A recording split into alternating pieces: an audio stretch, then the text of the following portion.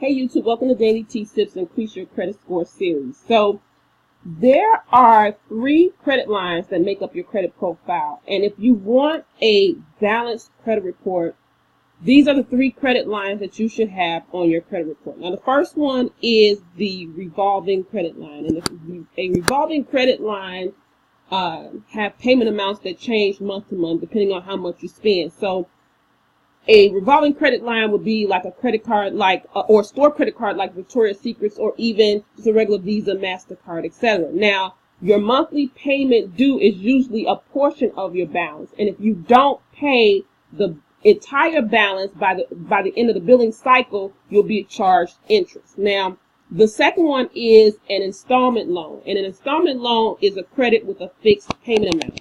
In most cases, that's usually an installment paid over a period of time.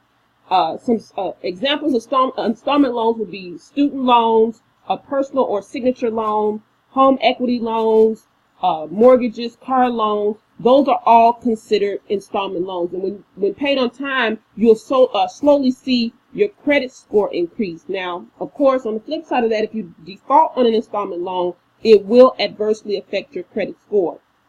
The third line that you should have on your credit report is the open credit, and it's not a revolving line of credit or an installment. An open credit account is typically due in full on a specific date. Some examples of an open credit line is something like your cell phone, your water bill for your home, your electricity, and your gas bill. Those are all examples of open credit.